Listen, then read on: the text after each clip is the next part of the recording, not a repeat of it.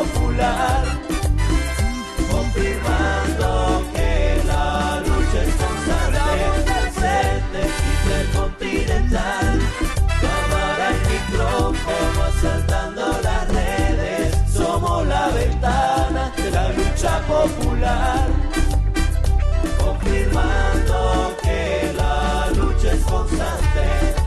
Danos un me gusta, ven participemos, comparte las transmisiones.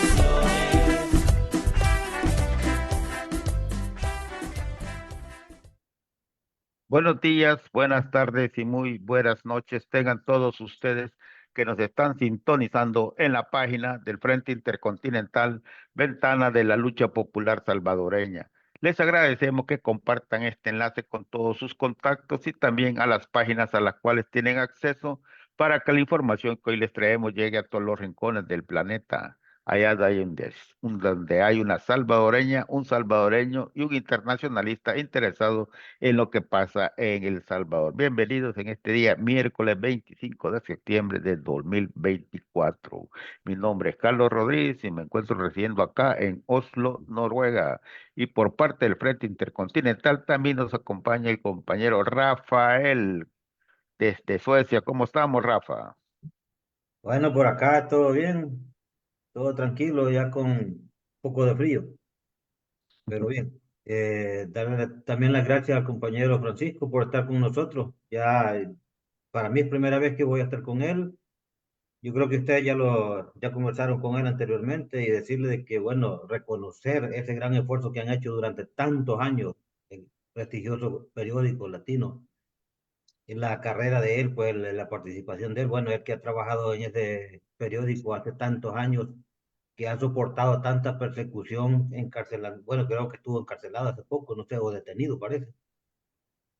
Reconocer el esfuerzo y trabajo de todo el equipo del diario Gol Latino, que durante la guerra y todo este tiempo ha estado siempre al pie de la trinchera, en la trinchera, como decimos, al pie de lucha siempre. Excelente, muchas gracias, Rafael. Y también por parte del Frente Intercontinental nos acompaña el compañero Marvin desde Canadá. Bueno, soy Marvin, nací en un cantón de Chalate, Cantagallo se llama actualmente, un salvadoreño más, pues residiendo en Toronto, Ontario. Agradecerle a nuestro invitado, pues a las personas que ya se están conectando. Les pedimos que hagan las preguntas, solo lo que les pedimos, nos ayuden a compartir, hagan las preguntas relacionadas con el tema y con el debido respeto, pues, ¿verdad? Para nuestro invitado. Muchas gracias. Muchas gracias, Marvin. Bueno, perdón, disculpe. Como dijo Marvin, esperamos que todos ustedes pongan aquí sus comentarios y las preguntas que en el transcurso de la conversación las vamos a ir leyendo si es que tenemos el tiempo suficiente. De lo contrario, ustedes pueden estar intercambiando también, vea, en este juego. Le vamos a dar la bienvenida al camarada Francisco Valencia Sierra, periodista, director del periódico Colatino. Un bienvenido, Francisco, un saludo para la audiencia.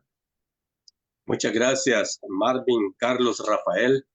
Es un placer realmente estar en este programa para dirigirme, por supuesto, a toda su audiencia en cualquier parte del mundo, que es importante, sobre todo en esta coyuntura, que sepan de los que residimos en El Salvador y que estamos enfrentando las vicisitudes de este gobierno inconstitucional, cómo lo estamos enfrentando, cuáles son las dificultades que el país padece, que es importante que sepan que hay dos países, una que es la narrativa del presidente Bukele, que es el país para él y para sus seguidores, es un país de primer mundo, pero los que vivimos en El Salvador, sobre todo en el campo, en la zona rural, en la periferia de los cascos de las ciudades, pues es otro El Salvador. Es El Salvador de pobreza, es El Salvador de miseria, es el Salvador sometido al miedo, tal como algunos de ustedes seguramente lo estuvieron en la década de los 70, producto de la represión militar. Hoy una represión distinta, pero igual es represión. El miedo, por ejemplo, por el tema de la ley del estado de excepción, que ha sometido a medio mundo a que no hable. Ayer Bukele en su mensaje en la Asamblea General, la 79 Asamblea General de las Naciones Unidas, hablaba cosas muy bonitas que no son reales en El Salvador. Por ejemplo, hablaba de la libertad de expresión que hay en el país, que no hay persecución, etcétera. Sin embargo, hace 15 días hemos conocido audios de pláticas del asesinado asesor de seguridad de Bukele, Alejandro Mason, junto con el actual presidente de la Asamblea Legislativa, justamente planeando cómo perseguir al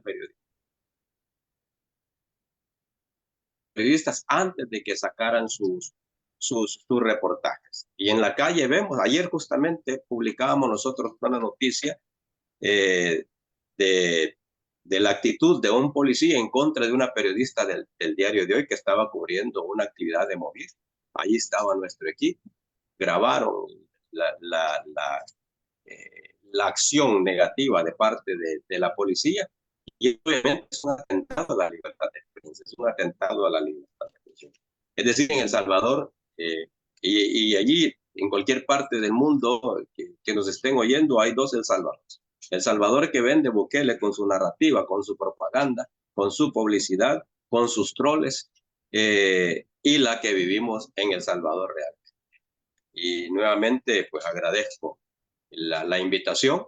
No sé si en este momento puedo hablar un poco de mí, Marvin, tal como me lo pedías, pero soy Francisco Elías Valencia Soriano, periodista, graduado de la Universidad de El Salvador, una universidad que me dio mucho prestigio cuando estudié, pero hoy me da mucha vergüenza por la actitud pro gobierno que ha tomado, a pesar de los golpes que la universidad recibe, que le falta el presupuesto, que la amenazan con darle o no presupuesto en el futuro, etcétera, que la tuvieron cerrada para desarrollar allí actividades deportivas, es decir, fuera de la academia, para desarrollar ahí, ocuparlo en el marco del concurso Miss Universo, y la universidad callada, las autoridades de la universidad calladas, las asociaciones, salvo una organización que creo que se llama Pensamiento Crítico o algo así, que constantemente están denunciando los atropellos contra la universidad. Pero decía, salí de la Universidad de El Salvador, la que hoy me da vergüenza. He trabajado en periodismo, en radio, trabajé en Radio Sonora, colaboré en la ISKL, trabajé en Radio Nacional también, luego en el diario Colatino, donde me he desarrollado desde 1996 hasta la fecha. Al diario Colatino lo convertimos en el 1994, en una cooperativa, luego que el sindicato lo tuvo administrando desde julio de 1981. Y desde entonces, pues, decidimos que en aquel momento Diario Latino, hoy Diario Colatino, se convirtiera en un instrumento para transmitir las necesidades de la población, para convertir un instrumento de apoyo, de difusión de todas las banderas de lucha del movimiento popular, del movimiento social. Y hoy seguimos igual. Creíamos que con la persecución de Bukele, la organización popular iba a desaparecer, sobre todo porque muchas organizaciones, tras los ataques de Bukele, pues obviamente desistieron de su crítica, desistieron de su lucha de calle, de su lucha de denuncia. Sin embargo, han salido nuevas organizaciones y eso me enorgullece porque tenemos fuentes de primera mano, que son las fuentes que han caracterizado siempre Diario Colatino, es decir, las fuentes son los sectores populares. Y ahí tenemos a Movir, ahí tenemos al BRP, lastimosamente con la captura de los compañeros dirigentes de la Alianza El Salvador en Paz, pues prácticamente se acabó esa organización, pero hay otras que están haciendo un buen trabajo a favor de los derechos humanos, a favor de los presos políticos, como COFAPES. Es decir, hay organizaciones populares que están haciendo un buen trabajo y nosotros estamos con orgullosos de acompañar ese trabajo de estos compañeros y compañeras que están en estas organizaciones. Esa ha sido prácticamente la carta de presentación de Diario Colatino. un periódico al servicio de los intereses de los sectores populares.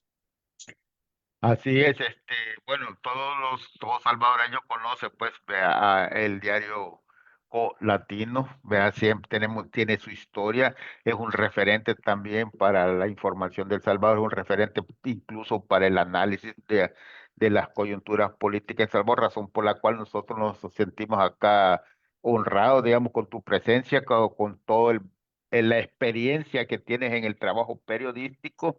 Sabemos que eres una persona con autoridad para hablar sobre las coyunturas del país, ¿no?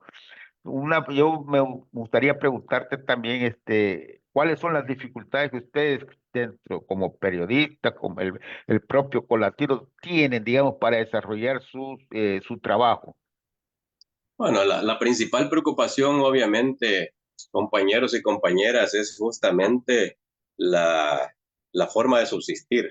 Nosotros, bueno, por la pandemia, porque Bukele además nos quitó también todas las instituciones que nos daban un poquito de publicidad, ese poquito de publicidad que nos dejaron en el gobierno, los dos gobiernos del FMLN, prácticamente Bukele las cerró y no recibimos ni un tan solo anuncio publicitario de las organizaciones gubernamentales antes de la pandemia. Y luego con la pandemia, que estuvimos prácticamente cerrados un año sin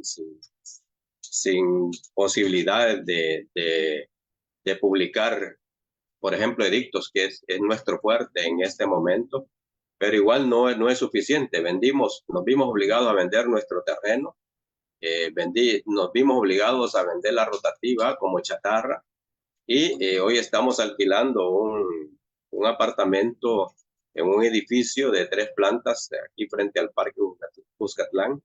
Y obviamente eso indica costos, gastos administrativos, gastos de producción. Tenemos una planilla de 16 periodistas, bueno, 16, el personal completo de 16, entre ellos la mitad son periodistas. Nuestros periodistas y personal administrativo con salarios mínimos, $365. Y algunos los tenemos a medio salario. Es decir, trabajan 8 horas. De los 16 trabajan 4 horas y no 8. El resto trabaja 8 horas y los que están a tiempo completo no solamente trabajan 8 horas, sino que dan más. Porque el periodismo es eso. El periodismo es estar pendiente las 24 horas del día. Así nos enseñaron en la universidad y así es en la práctica. Entonces, nosotros necesitamos para subsistir $8,000 mensuales. Como les he dicho antes, no tenemos publicidad.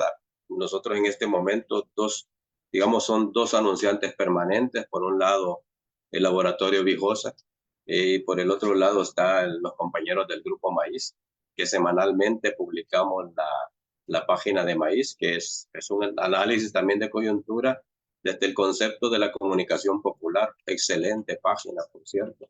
Creo que ayuda mucho a comprender la realidad con la poca letra, con lo esencial, popularmente hablando, en cuanto a términos de comunicación.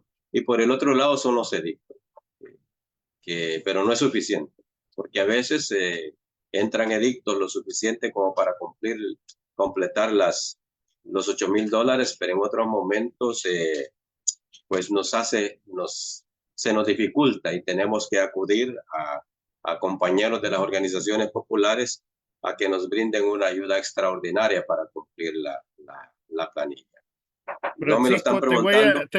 te voy a interrumpir un momento con relación a ese tema. Vaya, nosotros los salvadoreños que vivimos fuera, como hay una suscripción anual, mensual, ¿cómo podemos de alguna manera obtener la información? Porque la información es muy buena, pero ¿hay algún sistema de suscripción mensual, anual? Perdona la ignorancia en la que nos podemos suscribir. No sé si Rafa quiere preguntar algo, aprovechando. Bueno, nosotros en efecto tenemos la campañita de la suscripción, que no nos ha dado mucho éxito, por cierto, pero insistimos en ello. Nosotros estamos vendiendo la suscripción solidaria por $40 al año, $40 al año. Y nosotros diariamente a un correo electrónico le mandamos la versión digital en PDF.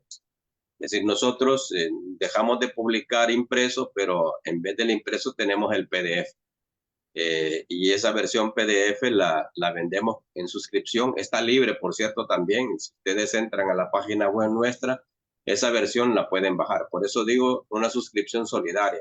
¿Por qué? Porque si nos pagan anualmente esa suscripción, nosotros nos ayudan, por supuesto, financieramente, pero además nosotros nos comprometemos a enviarle durante la noche la edición del día siguiente a través de un correo electrónico. Pues eso es una forma, digamos, de colaborar solidariamente con nosotros para sostenernos. Y por supuesto, cualquier otro tipo de ayuda que nos puedan brindar, pues bienvenido para que este periódico siga. Hasta hoy, como he dicho, después de la pandemia, desde el 2022, estamos en línea y hemos logrado salir hasta este día. Sin embargo, siempre hay dificultades y lo que quisiéramos es tener en algún momento una tranquilidad financiera para poder proyectarnos anualmente, no trimestralmente como lo hacemos. Nosotros aquí cada 3 meses hacemos una reflexión si vamos a continuar o no el siguiente trimestre. ¿Y qué es lo que evaluamos? Bueno, evaluamos la reservita que tenemos para poder indemnizar al personal si es que en ese momento decidimos cerrar. Esa es la realidad nuestra. Nosotros quisiéramos tener garantías, por ejemplo, de decir, todo este año no tendremos problemas. Vamos a publicar durante un año, vamos a garantizar los salarios, vamos a garantizar los gastos administrativos y todo lo que tiene que ver con la producción. Les quería comentar que, por ejemplo, a veces tenemos dificultades, como ya tenemos un mes, por ejemplo, de no darles para internet a los compañeros en sus celulares, porque no nos ha alcanzado. Hemos tenido un pequeño desajuste, entonces no nos permite, por ejemplo, comprar paquetitos para internet que no es tan alto, son $10, $15, pero no los tenemos. Esa es la realidad nuestra. Y entonces ahí sacrificamos a los compañeros para que cuando manden su material pidan el Wi-Fi libre en las organizaciones populares y desde ahí nos manden el material, o tienen que venir al diario para poder utilizar esos mecanismos y poder tener alimentadas nuestras redes sociales. Esa es la realidad, compañeros y compañeras. Así es que gracias porque me permiten hablar de esta situación y, por supuesto, con toda humildad decirle, ayúdennos para poder sostenernos. Perfecto. Rafa, ¿tiene alguna pregunta, compañero? Pues fíjate que más que pregunta, yo creo que reconocer, como decía al principio, el gran esfuerzo que siempre han hecho durante tantos años y desgraciadamente haber tenido que vender el terreno y quizás todo lo que tenían o sea, en los locales que tenían anteriormente.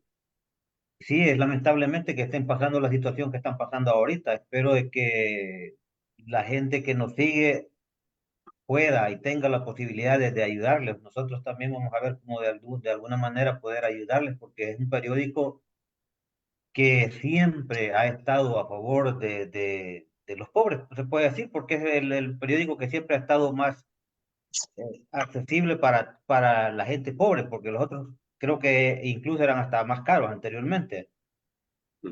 Creo que sería una buena oportunidad de poderles ayudar para que siempre sigan manteniéndose, siempre sigan informándole al pueblo, porque se necesita. Un periódico como el Colatino se necesita. Exacto. Correcto, yo pienso de que si varios de nosotros, decenas que puede llegar, digamos, de aquí a final de año unos 1000 nos suscribimos, pues algo puede ayudar, pues no va a resolver, ¿verdad? La situación, pero puede ayudar y ya vemos muchos salvadoreños fuera que nos interesa pues conocer la realidad pues de El Salvador, pues, ¿verdad? Y yo, una de las preguntas que tenía, Francisco, pero tú ya la contestaste, francamente, si pues antes no es que les daban mucha pauta publicitaria, porque el gobierno de turno, la crítica, el periodismo independiente nunca le ha gustado, ¿verdad? Pero con el Exacto. régimen actual sí tenían pauta, porque pues la pauta es de los impuestos de todos nosotros, pues, ¿verdad? No es que el gobierno, o en este caso el inconstitucional Bukele diga, no es de la bolsa de la plata de él, pero tú ya nos dijiste que prácticamente hay una veda y entendemos que no solo al diario Colatino, sino a los demás periódicos. ¿Cómo es hacer periodismo en este momento? La pregunta es hasta necia, pero te lo voy a preguntar. ¿Cómo es hacer periodismo en este momento en El Salvador? El acceso a la información, sobre todo las fuentes del Estado. Carlos, no sé si quiere hacer algunas preguntas. Ay, te me adelantaste con esa, pues, porque yo también le iba a decir, porque cuando le pregunté al principio también los obstáculos, los problemas, era precisamente también parte de esto, ¿no? El trabajo ya en la calle que ustedes tienen, el acceso a la información, cómo tienen que rebuscarse, cómo tienen que desplazarse, si hay persecución, si hay amenazas y de todo esto, ¿no? Sí, en efecto, digamos que esa parte también es bastante complicada en el país. En primer lugar, porque todo lo que hace el gobierno lo declara en reserva, hasta por 7 años. Recientemente el presidente de la Asamblea Legislativa decía que no era cierto. Obviamente los funcionarios de Bukele, al igual que Bukele, tienen un cinismo a veces incomprensible, porque, bueno, Bukele, como les decía, en las Naciones Unidas dijo que aquí se respetaba la libertad de expresión, que no había persecución de los opositores, cuando todos sabemos que sí hay persecución. Los compañeros de Santa Marta que estén ahí en Toronto o en Canadá, próximamente les van a contar que sí hay persecución política y que hay presos. Aquí los compañeros de COFAPE les pueden contar lo que ha pasado. Mauricio Ramírez Landaverde, preso por persecución política. Les decía hace un momento que descabezaron la alianza El Salvador en Paz cuando metieron a prácticamente toda su junta directiva, entre ellos el compañero Salvador Guerra o Atilio, se me olvidó el nombre legal de Montalvo, Salvador. Atilio Montalvo. Atilio Montalvo. Bueno, esa es persecución política. Los compañeros que están exiliados en México, en Honduras, Nicaragua, Costa Rica, Panamá, seguramente también más al norte. Esa es persecución política.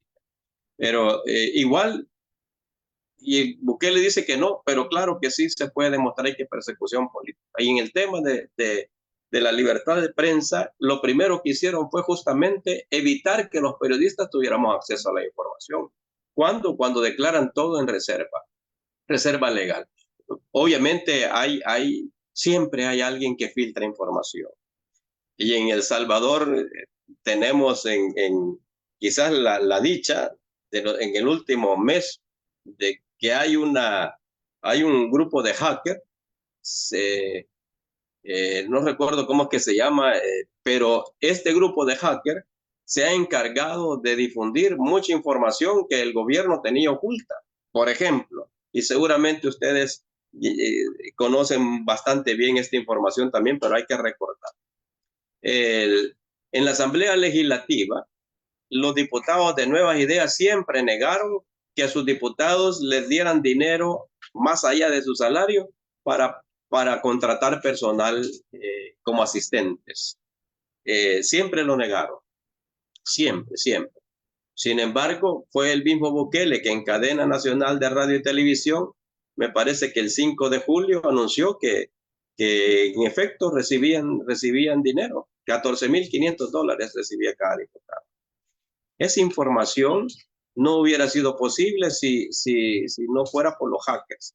Igual también por la diputada de Vamos, Claudia Ortiz, que fue la primera en decir, mira, a mí me dan $20,000. Y eso causó alarma entre la gente de Nuevas Ideas, sobre todo los seguidores que creen que en efecto Nuevas Ideas está haciendo cosas distintas a lo que hacían los partidos gobernantes anteriormente, y hoy sabemos que hacen peores cosas que los anteriores. Y luego los hackers decía, pues desclasificaron hicieron pública la información que era clasificada, y entonces hasta con nombre y apellido los asesoran. y sorpresa, ¿verdad? Muchos de los asesores de Nuevas Ideas eran youtubers, eran maquillistas, eran periodistas, eran fotoperiodistas, es decir, gente más cargada para la parte de la comunicación y la imagen del diputado que para asesorarlas de temas relevantes que un parlamentario debe tener a la mano cuando le toque justamente ventilar el conocer de un proyecto de ley. Y luego, lo más reciente es la otra información que sacaron del Seguro Social, donde está la cotización de cada gente. Y ahí descubrimos, por ejemplo, que el presidente del Banco Central de Reserva gana $41,000 al año, que aquí en este país debería escandalizar un salario de ese tipo, ¿no? Porque el salario mínimo es de $365 y la canasta básica ronda los $264. Es decir, la gente que gana el salario mínimo no compra los 22 productos de la canasta básica. Y sin embargo hay salarios de ese tipo. Pero lo que iba es que gracias a esas filtraciones, gracias a esas información de este tipo de personas o grupo de personas, los periodistas tenemos, digamos, acceso a esa información. Y luego hay otras filtraciones, por ejemplo, el tema de los audios de la conversación entre Alejandro Mason y Ernesto Castro, donde hablan de cómo afectar a los periodistas. Reconocen que ellos tuvieron prácticamente fuera de circulación a factum de una forma bien descarada y otras modalidades justamente para atacar a la prensa. Esas filtraciones, por supuesto, ayudan para que la gente conozca o vaya conociendo lo que hace este gobierno a la luz, por supuesto, del poder, a la luz de la impunidad con la que están actuando contra diversas personalidades, diversos sectores, en este caso también contra la prensa. Y luego casos menores, si se quiere, pero igual que perjudican el trabajo periodístico. Lo que les decía de lo que ocurrió ayer, cuando un agente de la Policía Nacional le toma el carnet de prensa a una periodista, anota y la amenaza que si publique el vídeo que estaba realizando, pues la iba a denunciar. ¿Con quién? No dijo, pero que la iba a denunciar. Lo mismo le pasó a un par de periodistas nuestros cuando aquí cerquita del periódico, del edificio, pues encontraron a unos policías nacionales, civiles, prácticamente apabullando a un limpiador de vidrios de los que se ven en las esquinas. Igual los policías amenazaron a nuestros periodistas con denunciarlos o con procesarlos si publicaban esa información. Obviamente nosotros siempre publicamos, independiente de las amenazas, siempre publicamos ese tipo de información. Entonces eso se ha vuelto cotidiano. Aquí hay, digamos, bastante dificultad para hacer el trabajo, sobre todo el trabajo de calle. Y no se diga con la dificultad para encontrar información oficial. Eso es lo más difícil, pero siempre hay forma de cómo acceder a esa información. Siempre hay formas de cómo conseguirla. Cuesta más, pero se consigue. Lo más importante es que los compañeros y compañeras sepan que todo lo que se publica está respaldado y está fundamentado en la verdad. Porque una de las premisas de los medios y sobre todo el diario Colatino es nunca publicar nada que no estemos seguros que es la realidad. Y así, a pesar de las dificultades, siempre hacemos todo el esfuerzo, cualquier esfuerzo, por verificar que lo que vamos a publicar está afincado en la realidad.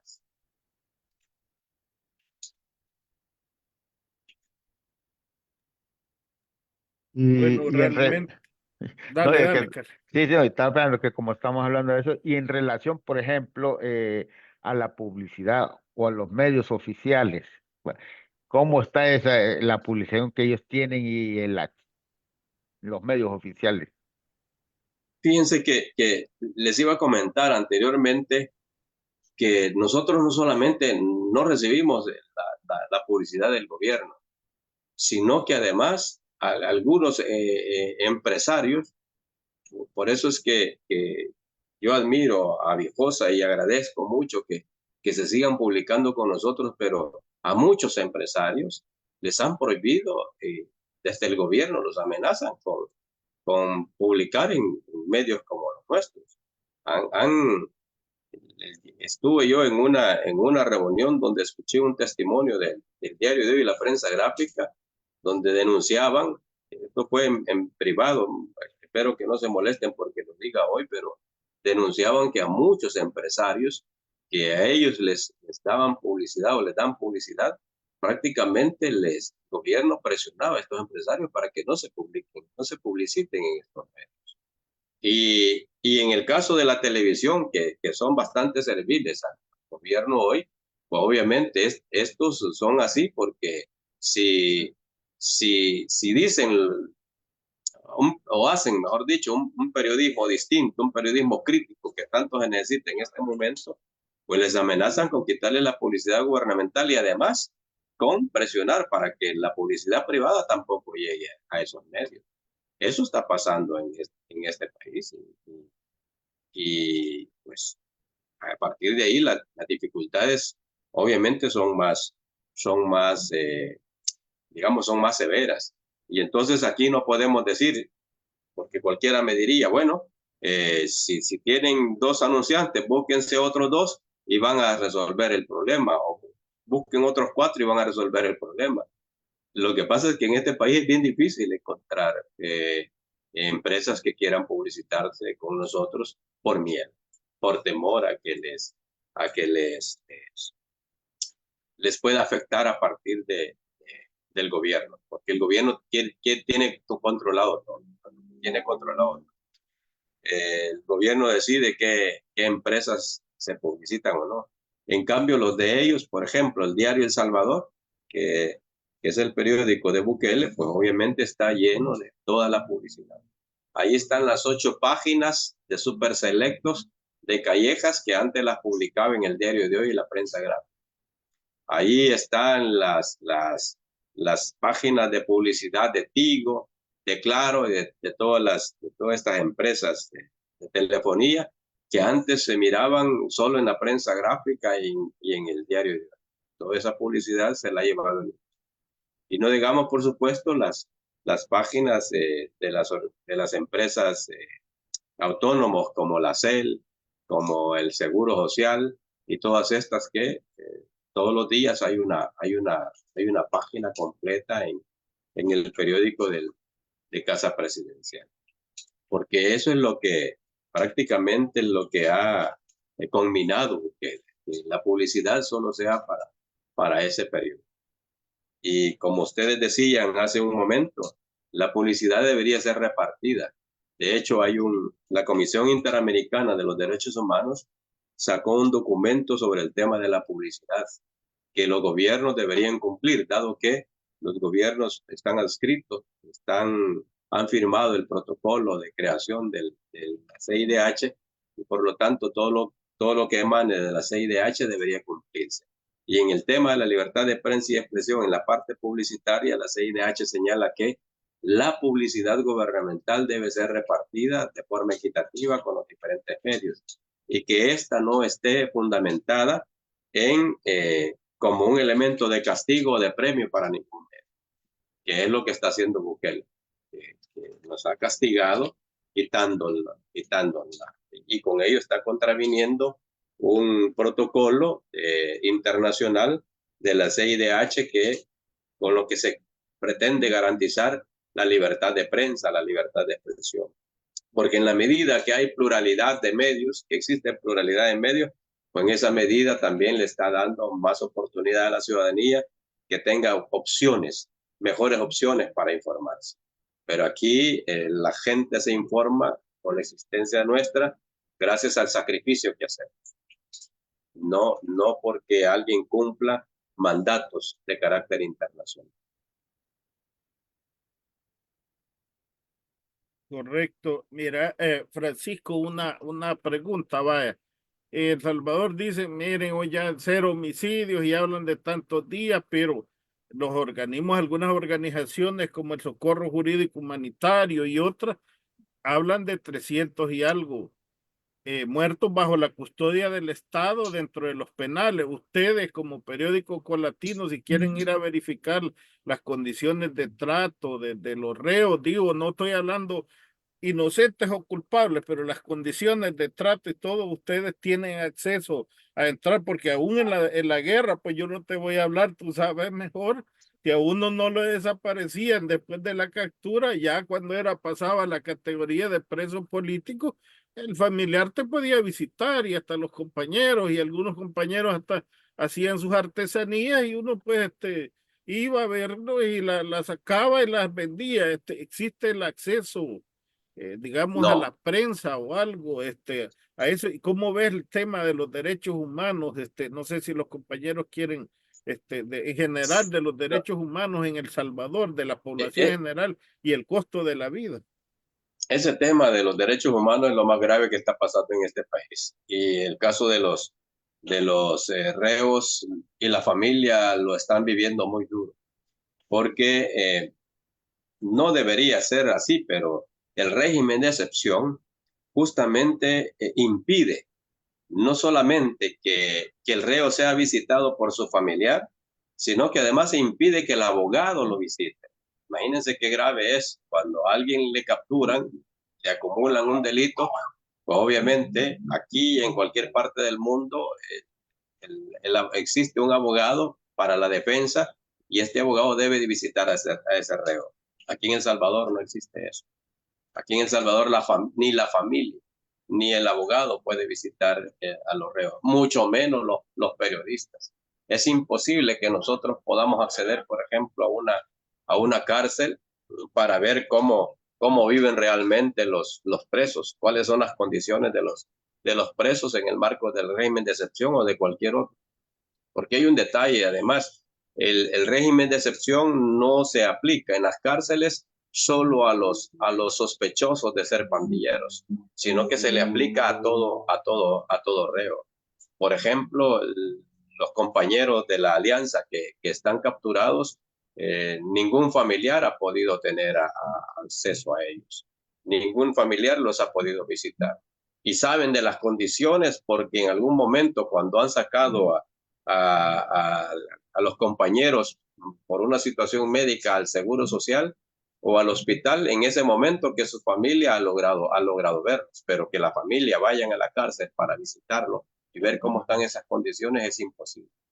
Los 300 y pico de muertos, por ejemplo, que fueron asesinados dentro de los penales, la mayoría, casi el 90%, si no es que más inocentes de ser pandilleros, pues la familia se dieron cuenta hasta que la funeraria les llamó o llegó a las casas a decirle, mire, el familiar suyo murió y tenemos listo el servicio para traerlo. O sea, ni la autoridad fue capaz de anunciarle al familiar del asesinato, de la muerte de ese pariente.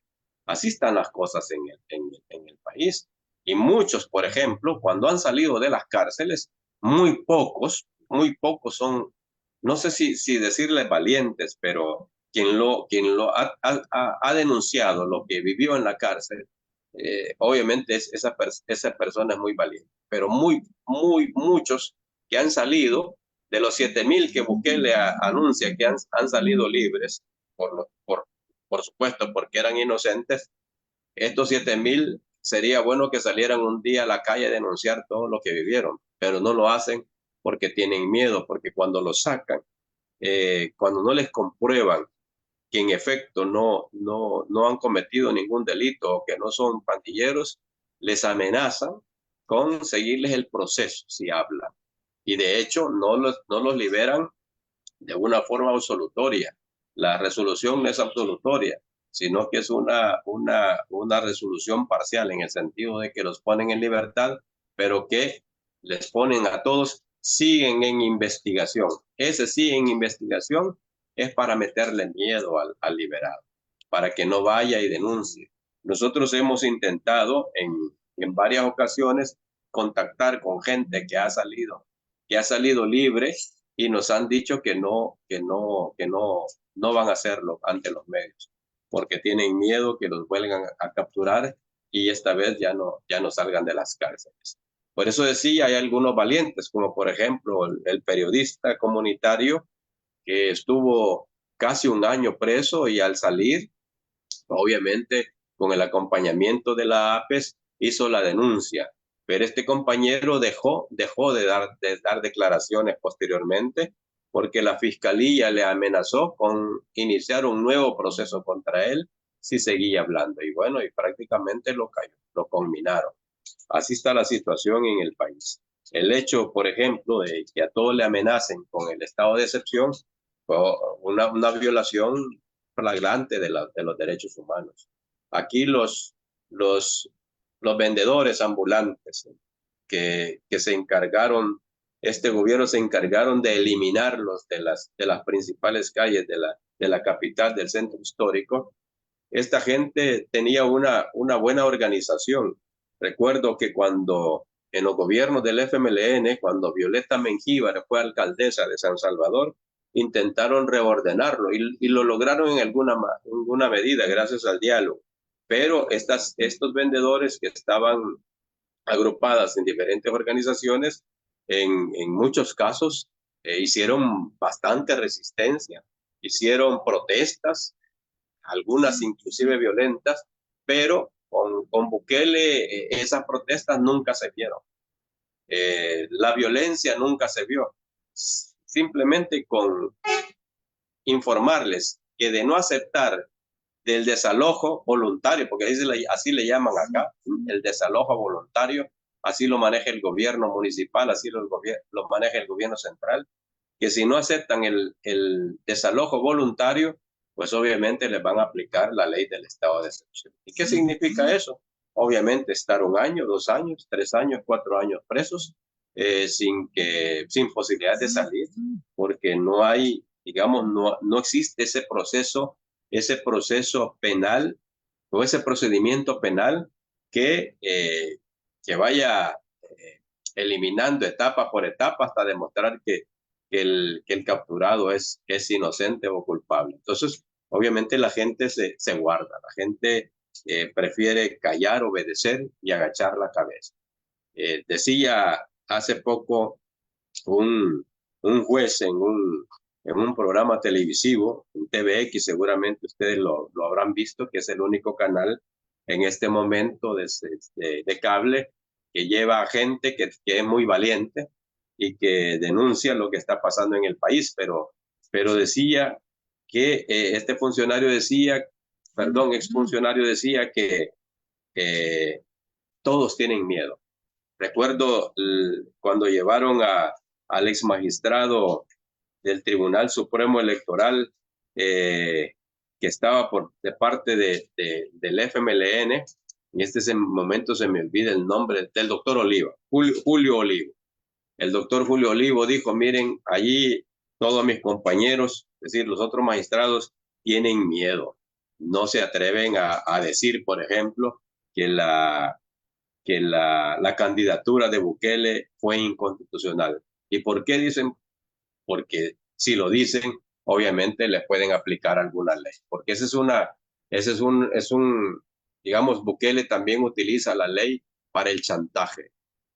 Muchos que antes fueron, por ejemplo, voceros de la derecha denunciando la supuesta corrupción de los gobiernos del FMLN, esta gente hoy guarda silencio, no denuncia ninguna corrupción en el actual gobierno. Y si lo hacen, pues obviamente les amenazan que les tienen las costillas contadas y si hablan en contra del gobierno, pues los van a investigar. Es decir, este gobierno también, y eso es una violación a los derechos humanos, por supuesto, también utiliza la ley, utiliza el mecanismo judicial para controlar la opinión pública, para controlar el derecho a libertad de expresión de mucha gente. Recuerdo, por ejemplo, que el caso de Roberto Rubio hoy ha vuelto a salir, pero muy esporádicamente. Pero antes Roberto Rubio, que estaba en una organización de transparencia y anticorrupción, semanalmente hacía críticas. De repente fue silenciado. Ustedes recuerdan seguramente a Salvador Samayoa. Salvador Samayoa, que a pesar de haber sido dirigente del FMLN, se volvió muy crítico contra este gobierno al principio, pero de repente guardó silencio. Él escribía, era columnista del diario Dios. Y así hay muchos. Recuerdo que todos los que iban a la televisión a hacer sus críticas, de repente desaparecieron. ¿Y por qué? Porque Bukele les metió miedo. Los cayó bajo la amenaza de procesarlos por cualquier cosa. Y así es como prácticamente han silenciado a mucha gente en este país. Salvo, por supuesto, los voceros de las nuevas organizaciones que no tienen seguramente nada que les persigan o por lo que les persigan, y entonces valientemente están denunciando cosas que es importante denunciarlas en este momento, como todas las violaciones a los derechos humanos de los familiares de los reos. Ayer Movir hizo una actividad muy interesante en una plaza pública. Convocaron a decenas, a centenares de familias que sus hijos están presos y que no saben nada, porque eso es lo más triste. Quizás el principal ejemplo de la violación a los derechos humanos, que ningún familiar de los 80,000 que el gobierno ha capturado bajo sospecha de ser pandillas, ningún familiar sabe cuál es la condición de su familiar en la cárcel. No saben si están muertos, no saben en qué condiciones de salud están. Y eso es grave, las instituciones internacionales deberían tomar cartas en el asunto, porque esto es grave. Y ayer una madre de familia que asegura que su hija es inocente, decía que ella quiere saber si está viva o está muerta. Imagínense que se llegue a ese grado y que pida ayuda a organizaciones como Movir, como Unidech, justamente para saber si su preso está vivo o muerto. Es grave, y eso debe saberlo la gente. Esa es la situación del país, y por eso es que el régimen de excepción se ha convertido en una herramienta, ya no en una política de seguridad, porque esa no es una política de seguridad. Para mí, el régimen de excepción es una política para tener atemorizada a la gente, para tenerla callada, para evitar que se movilice. Y es una ley para chantajear también al pueblo. Y eso es grave.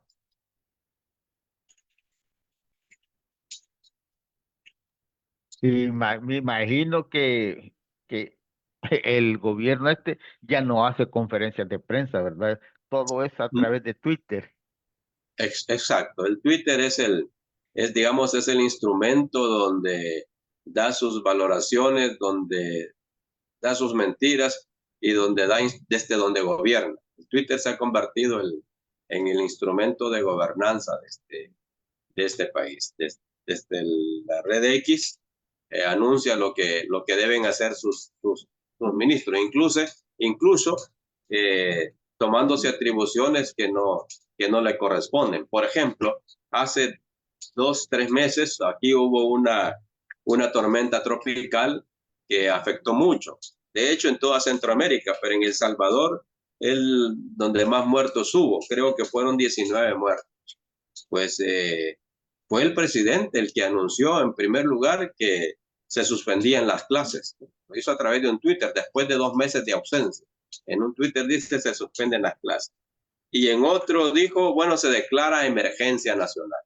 cuando no es responsabilidad del gobierno, del presidente de la República declararlos. Para eso está una institución que se llama Protección Civil. Y es esta institución la que debió haber anunciado ese mecanismo. Pero a veces lo hace el presidente atribuyéndose funciones que no son de su responsabilidad, porque para eso tiene instituciones y hay que respetar la ley, porque todo está también fundamentado en una ley. Eso es lo que ocurre en este país, y eso es porque justamente gobierna a través de las redes sociales. Gobierna a la luz quizá de su estado de ánimo.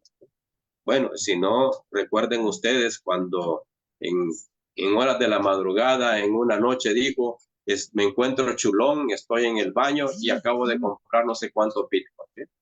Esa es la forma de gobernar de este personaje, lo cual obviamente es negativo para el país. ¿Por qué? Porque cualquier decisión que se tome, por lo menos debe pasar por el gabinete de ministros.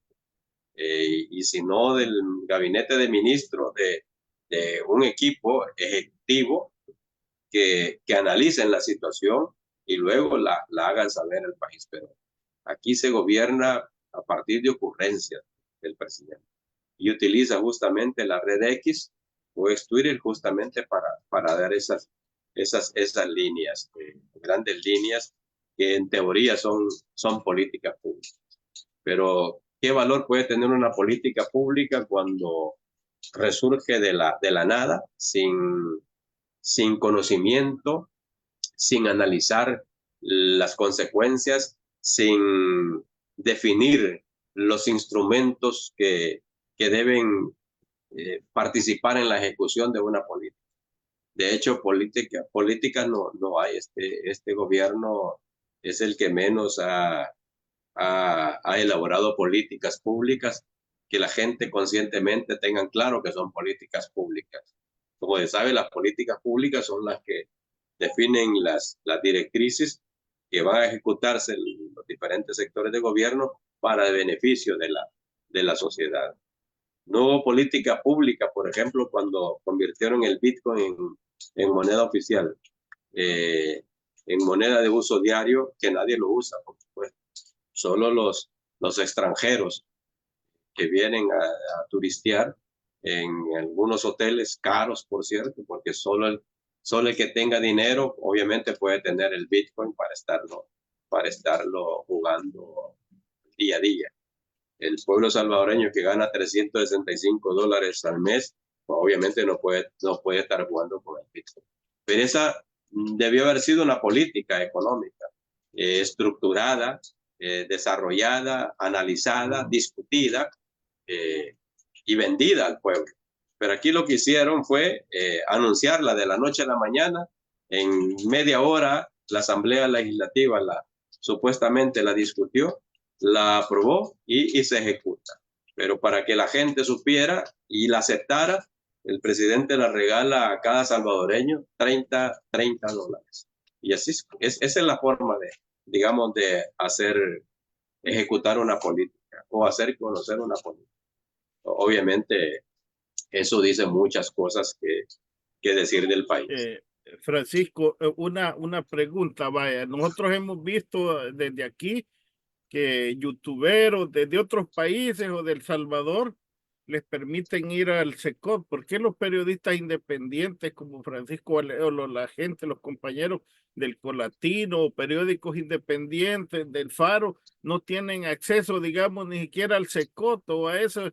¿Y por qué un youtuber internacional? Y la otra pregunta, ¿quién le dio autorización o bajo qué argumenta el presidente decidió comprar Bitcoin? Y le dicen a la gente que compre Satoshi, pero la realidad es que es lo que ha comprado, entendemos, en estos 4 o 5 años, son fincas, y vemos el descaro. Por lo menos a mí me indigna ver que de la seguridad que pagamos todos, del séquito de camionetas blindadas que anda, se baja un seguridad o guardaespaldas que se paga con los impuestos del Estado, y le da una bolsa de café, pero que es de las empresas privadas del presidente, a una señora. No me molesta que le dé la bolsa, pero, o sea, ese lo paga Francisco Valé, lo pagamos cada uno de nosotros, no para que reparta o promueva el café de la marca de los Bukele. O sea, ¿qué pasa en El Salvador? Pues, ¿verdad? Y va a Naciones Unidas y da un discurso que, perdona la expresión, parece Alicia en el País de las Maravillas, que describe un país que uno dice, ¿y de qué país está hablando, verdad? No Es sé cómo correcto. tú lo... Bueno, con lo primero, lo de SECOP, en efecto, a ningún medio nacional nos han permitido hacer un reportaje ahí. Bueno, salvo la televisión, recuerdo que sí, un canal de televisión nacional que le dieron permiso de entrar al SECOP para hacer un reportaje. ¿Por qué a los youtubers? ¿Por qué a algunos medios internacionales? Obviamente porque el tema del SECOT, que lo relaciona con la propaganda de la seguridad que hay en el país, es para demostrar que los malos están ahí. Y es verdad, ahí están todos los tatuados, ahí están los verdaderos pandilleros. Pero ojo, lo que no dicen estos youtuberos es que esos que están allí no los capturaron hace 2 años, no los capturaron en el marco del régimen de excepción. Esos habían sido capturados en los gobiernos de Sánchez Serén, en los gobiernos de Funes, en los gobiernos de Saca, en los gobiernos de Calderón Sol. Es la gente que tenían en Izalco, en los penales de Izalco. Y lo que hicieron cuando construyeron el SECOT fue llevárselos de Izalco y de Zacatrás, llevárselos al SECOT.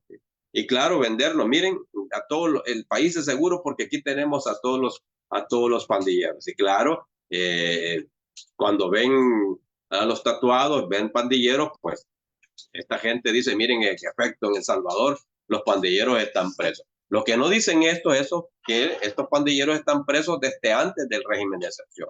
¿Por qué? Porque los del régimen de excepción están hacinados en Izalco, están hacinados en Santa Ana, están hacinados aquí en Mariona y otros centros penales. Y muchos de esos, obviamente, eran colaboradores de pandilleros, son colaboradores de pandilleros, pero si se va a estos lugares, a ninguno de ellos les van a encontrar tatuaje. ¿Por qué? Porque es la gente que aquí se conoce como la base social de las pandillas, que en efecto cumplían algunas misiones, ir a traer la extorsión. Son los que estaban en las entradas de las colonias pidiéndole DUI a la gente para ver si pertenecía a ese lugar o venía de otro lugar que controlaba otra pandilla, etc. Eso es verdad, pero si no nos han dejado ir al SECOT justamente porque le vamos a decir a la gente que es una farsa, que el SECOT no es cierto, que ha servido para meter a los pandilleros capturados en el marco del régimen de excepción y que además están en las peores condiciones, porque esa es la gente que está mejor. Esa gente recibe los tres tiempos de comida en el SECOT, ¿no? En cambio, en las otras cárceles donde está la gente capturada en el marco del régimen de excepción, a los familiares le exigen que le lleven un paquete y además dinero para la comida de los reos. Dinero que hay quejas, dinero que no lo ocupan realmente para los alimentos de los reos. El famoso paquete destinado para los reos que ronda los $250, como he dicho, hay sospechas de que no se entrega, que los centros penales los reciben y se los quedan o los venden, pero nunca se los entregan a los reos. Han salido mucha gente con muchos problemas de salud justamente por la escasa alimentación que recibieron durante los 6, 7, un año preso. Y la pregunta es, bueno, pero si la familia le entregaba al gobierno, le entregaba a centros penales un paquete de $250 para ropa y para alimentación, ¿por qué ese reo sale con ese problema de nutrición?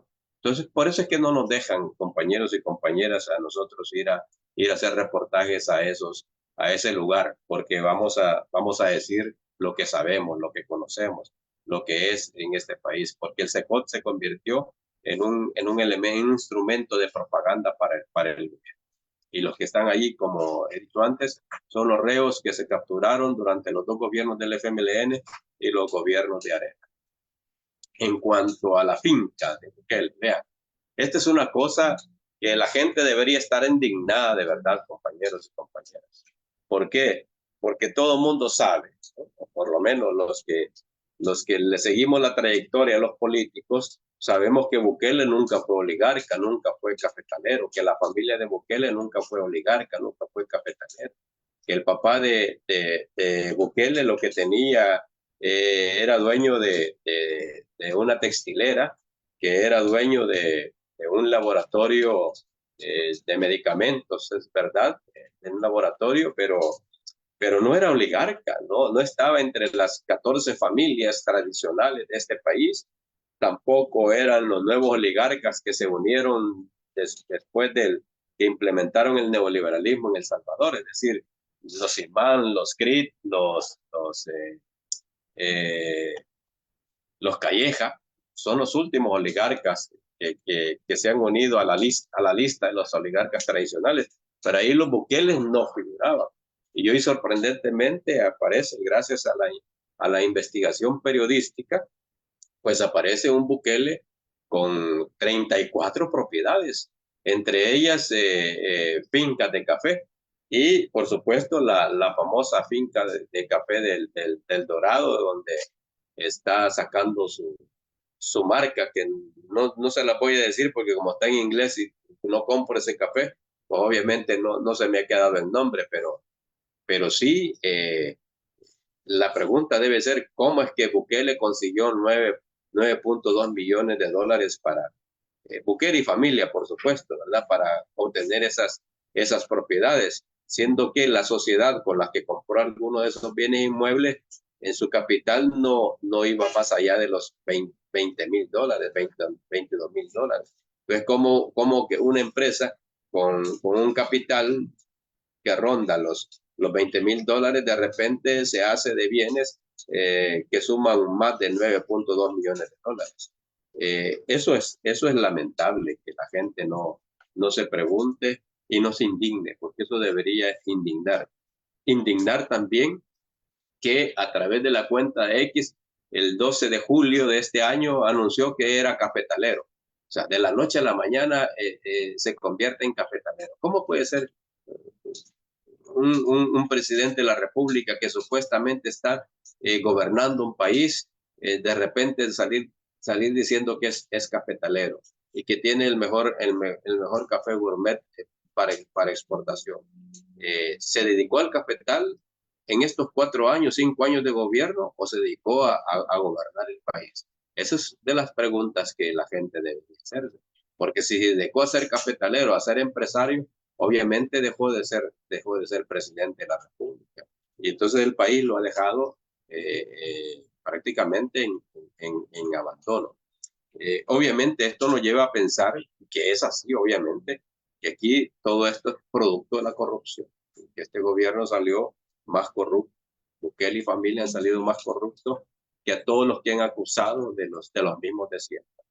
Y por el otro lado también de forma abusiva, utilizando no solamente lo que nos contabas o comentabas, que hasta la seguridad pone a repartir el café, sino que también, y esto es una cosa que debería indignar, en el aeropuerto internacional de El Salvador, ahí está vendiendo el café.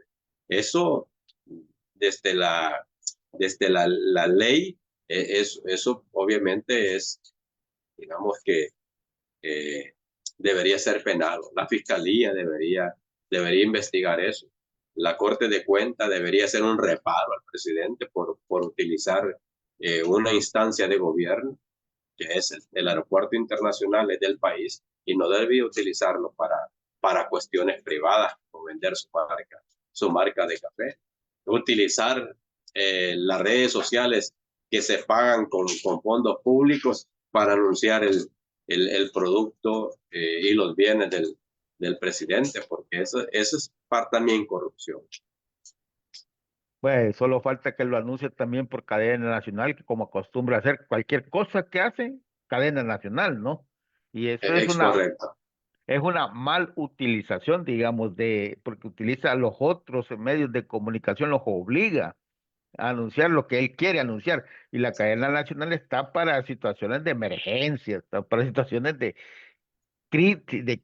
crisis concretas, pues, y no para estar anunciando, por ejemplo, un hospital o todo eso, ¿no? Entonces, en ese contexto también siempre ha utilizado los medios públicos para favorecerse, para hacerse propaganda, ¿no? Y para enriquecerse, ¿no? En ese sentido. Yo siempre soy el bandido de la película, ¿no? Porque pongo el tiempo, ¿vea? Porque ya llevamos la horita, pero también sí me gustaría que si tienes, digamos, un tema énfasis para recalcar antes de empezar con los despidos, un tema énfasis que recalcar. Bueno, dos quizás, ¿verdad? En primer lugar, que estén siempre interesados de lo que está pasando en el país. El país no es como lo pinta la propaganda de Bukele. Las obras, por ejemplo, miren ustedes, Bukele anunció hace 2 años, que iba a restaurar 5.200 escuelas. Y de verdad, esas escuelas necesitan intervención del gobierno para mejorarlas. En la infraestructura, el equipo para los docentes, qué sé yo. Miren, todas las escuelas prácticamente están abandonadas. Hay por lo menos 5 escuelas que comenzaron las empresas hace un año, digamos, con los trabajos de reparación, pero a los 2 meses la dejaron abandonada. ¿Por qué? Porque el gobierno no les pagó, porque el gobierno no les dio el adelanto que iban a darles. Entonces, tenemos escuelas, sobre todo rurales, como que si estuviéramos en épocas de la guerra. Recuerdan ustedes, durante la guerra civil, muchas escuelas rurales quedaron abandonadas porque las bombas cayeron cerca. Entonces, era imposible utilizar esas escuelas. Pues lo mismo está pasando hoy. Muchas escuelas están abandonadas. Recientemente, un dirigente magisterial informó que prácticamente les dan cerca de $7 al mes a las escuelas para poder, por ejemplo, comprar tiza y comprar otra indumentaria que tenga que ver con el desarrollo de las clases. Miren, eso es triste. Es triste que tengan abandonadas esas escuelas. Es verdad, Bukele dio computadoras, pero imagínense ustedes, en los cantones, los niños, las niñas tienen computadoras, pero no tienen internet, no tienen cómo conectarse. Y entonces las computadorcitas las utilizan para cualquier cosa, menos para el proceso educativo. Esta cuestión es grave. Hay amenaza, por ejemplo, de despedir maestros a final de este año y sin ninguna propuesta de cómo van a suplir esas plazas que van a quedar. Y por otro lado, la Universidad de El Salvador, como ya lo hemos dicho, que debería ser el ejemplo en este país. Hace poco Bukele anunció que iba a traer científicos, artistas reconocidos de diversas partes del mundo para que vinieran a impulsar, obviamente, con su conocimiento este país. Hombre, ¿cómo puede creerse ese discurso cuando tiene abandonada la Universidad de El Salvador? Cuando no le da su presupuesto. Y si de verdad quieren hacer crecer el conocimiento, que quieren que este país se desarrolle a partir de la educación, pues lo que hubiera dicho Bukele es: le voy a aumentar el presupuesto a la Universidad Nacional de El Salvador y además contratarles doctores, médicos, expertos en conocimiento para que vengan a formar docentes durante un año. Eso sí ayudaría, pero no. Lo que quiere es destruir prácticamente la universidad y, por supuesto, el anuncio de traer científicos, de traer grandes personalidades del conocimiento al país, es puro discurso, es pura propaganda. ¿Quién va a venirse a vivir a El Salvador? Oye, uno de la NASA, por ejemplo. ¿Cómo va a venir uno de la NASA a El Salvador? Sí, la verdad es que El Salvador no tiene condiciones para el desarrollo de este tipo de pensadores en el país. Las condiciones no están creadas. El país está mal, muy mal. Ustedes se vienen a una,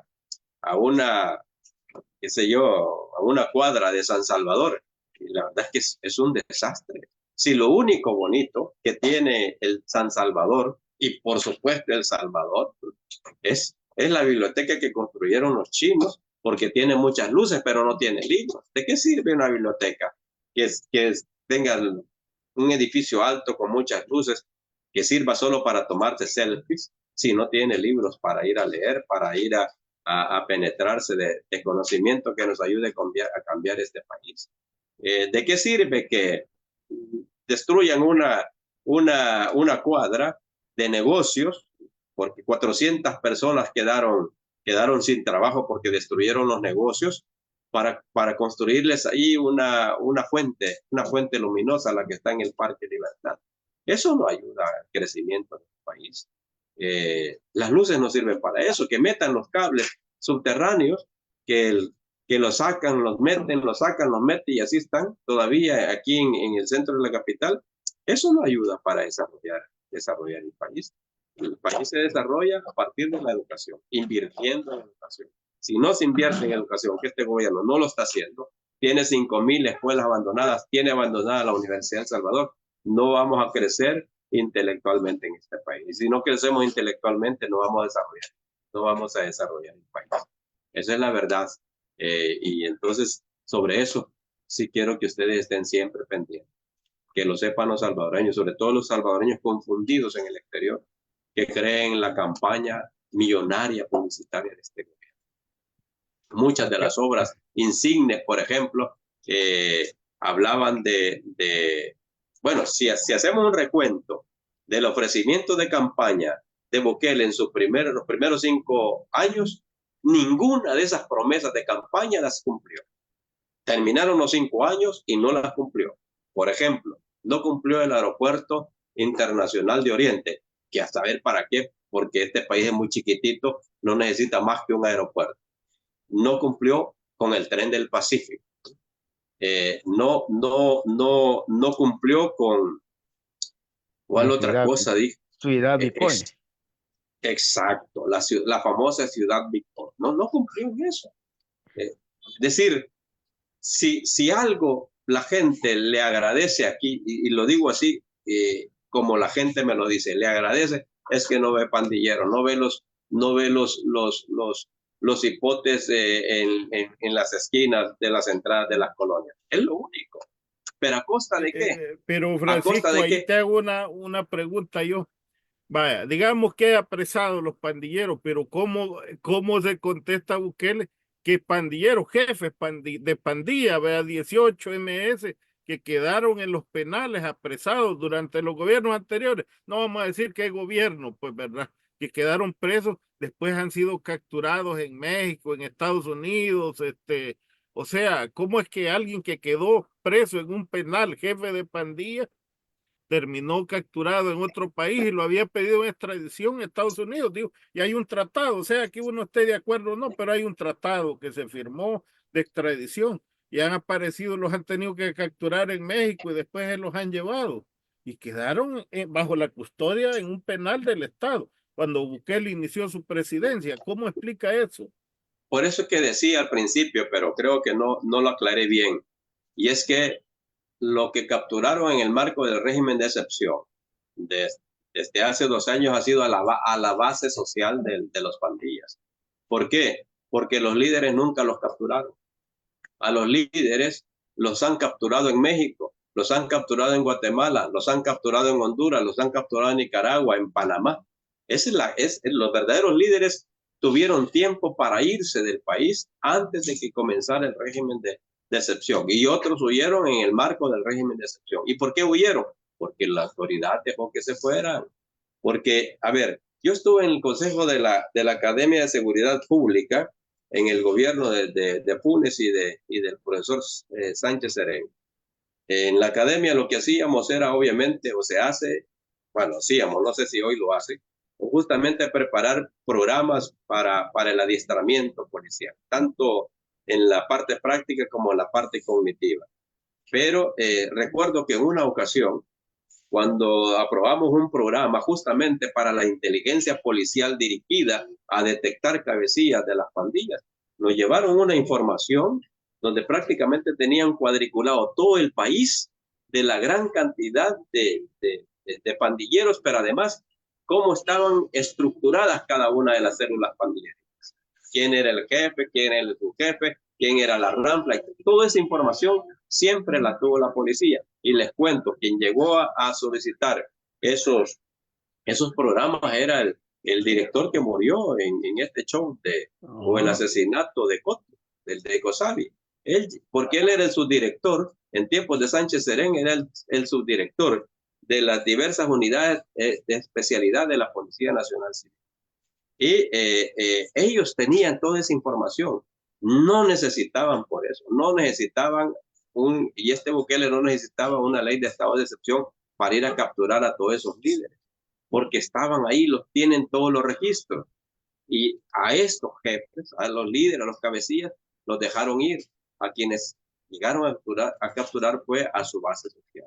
Eso es correcto y esa es la verdad. Y por eso es que de repente, a menudo en Guatemala, Honduras, sobre todo Guatemala, están anunciando que han capturado jefes de pandilla, porque aquí no los capturaron. Al contrario, como recordando el tema del Croc y otro más, aquí los fueron a sacar de la cárcel, los fueron a sacar de Zacatrás para llevarlos a Guatemala y de Guatemala a México. Los liberaron, a pesar de que tenían condenas y no habían cumplido esas condenas. ¿Por qué sucedió en el marco de un pacto que Bukele hizo con las pandillas? Justamente para reducir los homicidios, tal como se hizo en el gobierno de Funes, cuando se facilitó una tregua entre las pandillas, pues Bukele también hizo lo mismo, justamente para disminuir los homicidios. Pero ¿qué ha pasado? Y hoy está saliendo a la luz pública. Y es que en el periodo de la tregua de Bukele, hubo más desaparecidos. Si mal no recuerdo, hay cerca de 5,000 personas que desaparecieron en ese periodo. En el periodo de Bukele y su tregua es cuando más cementerios clandestinos aparecieron. Hay 51 cementerios clandestinos. De eso se habla poco porque es información reservada. Esa es la verdad en este país. Bueno, sí, muchas gracias. Mira, que contigo se puede hablar larguísimo, así es que te vamos a tener que invitar nuevamente, ¿no? Para otra Va a ocasión, ser si un es que, placer. ¿verdad? Porque sí sabemos que nos informas bastante, eres una persona autorizada para eso. También y han quedado algunos temas que quizás posteriormente vamos a quererlos profundizar, ¿no? Directamente. Pero sí, el tiempito se nos va, porque siempre molestamos los de Europa, porque aquí ya son las 11:30 de la noche, ¿no? Entonces, Sí, creo que claro, claro. creo que los de Europa, Habrá otra oportunidad. exacto, exacto. Así es que yo les voy a pedir también a los compañeros ahí que también vayan dando sus palabras de despedida, ¿verdad, Rafa? Sí, agradecerle mucho a Francisco por tan valiosa información, muy buena información y hay gente que nos está siguiendo y hay alguien que escribió ahí que nos da las gracias por estar dando e informando y diciendo la verdad, dice. Entonces, Gracias. agradecerle a él y agradecerle a su equipo, a todo su equipo por el esfuerzo que hacen, extraordinario, porque es un trabajo extraordinario que hacen. Gracias a Carlos bueno, a ti Carlos y a Marvin también por la invitación también. Gracias, Marvin. Bueno, yo agradecerle a Francisco por haber aceptado estar con nosotros, pedirle que en unos días contactarlo porque se nos quedaron varios temas ahí que quisiéramos escuchar las valoraciones. Un saludo pues a todos los del diario Collatino, y son periodistas, nosotros pues, ¿verdad? Somos aficionados, pues aspirantes y hacemos tratando como salvadoreños de involucrarnos un poquito, de entender, pues, ¿verdad? De la situación, pues, ¿verdad? Y es muy bueno tener a gente de tu talla, pues, ¿verdad? que tiene un panorama amplio, pues, para que los salvadoreños, porque hay algunos que creen todavía de que El Salvador ahora es la Suiza de Centroamérica, pues, que ya desplazaron, ¿verdad? Y entonces es bueno que nos aclares y nos dejes una dosis de realidad, pues, ¿verdad? Hay gente que ya se ve que cuando va a aterrizar en el aeropuerto de Oriente, no se ha enterado que no existe, que va a viajar en el viaducto de los Chorros, no sabe que no lo han terminado, va a viajar en el tren del Pacífico. Está abandonado el trabajo en el viaducto. Imagínate, y entonces es bueno que tú nos has aclarado todas esas situaciones. Muchas gracias a las personas que se conectaron, pues soy Marvin de Cantagallo, Chalate, un salvadoreño actualmente preocupado por todo, residiendo en Toronto, Ontario. Muchas gracias. Bueno, gracias. También le voy a pedir a Francisco que sus palabras de despedida para la audiencia. No, muchas gracias a Marvin, a Carlos, a Rafael y sobre todo a los que han estado siguiendo el programa. Agradezco la oportunidad que me han dado para contarles un poco de lo que es el verdadero El Salvador.